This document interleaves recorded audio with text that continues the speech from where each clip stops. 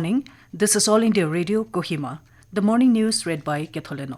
Nagaland yesterday recorded the highest single-day spike of 333 new COVID-19 cases, pushing the tally to 15,913, while the death toll also increased to 137. The previous highest single-day spike was 310 on 11th September last year.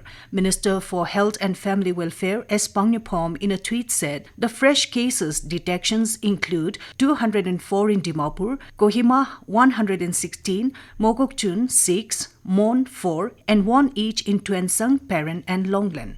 He also said that 19 positive patients recovered during the day, Dimapur 14, Kohima 4 and Mokokchung 1. He said the case load includes 12,559 recovered patients and 2,711 active patients.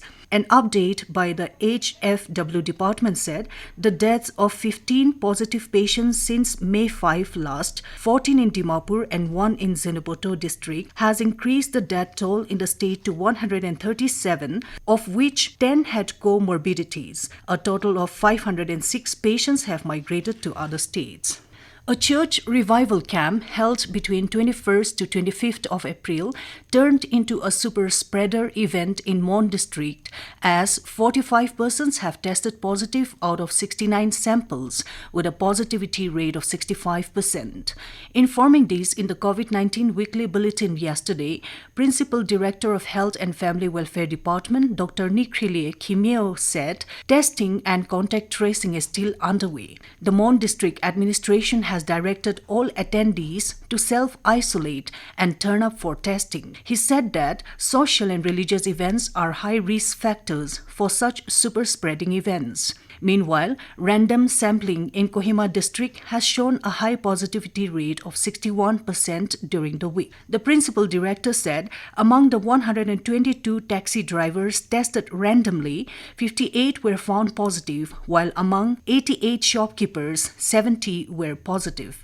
Meanwhile, the week had a total of 1,604 fresh positive cases and 18 deaths in the state.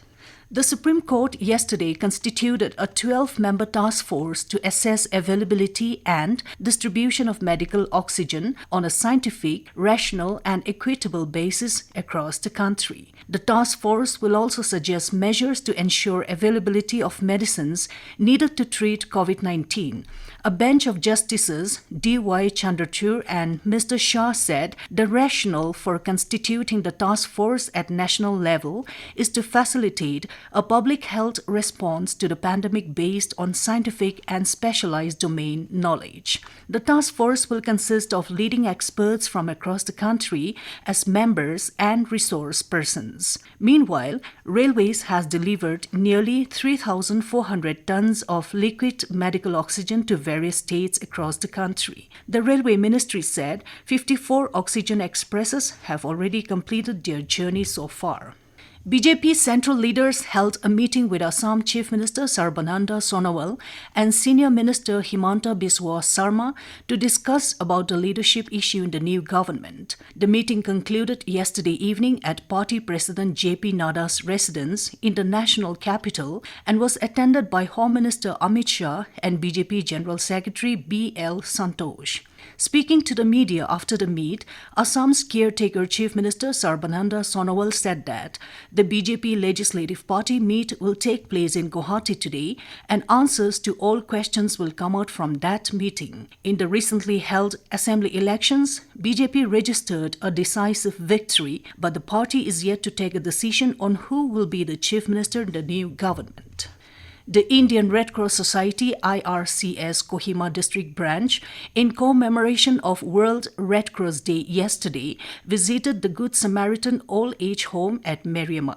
This year, the day was celebrated under the theme, Together We Are Unstoppable, emphasizing on the triumphant spirit of humanitarian service worldwide. The visiting team also donated items like blankets, masks, and groceries.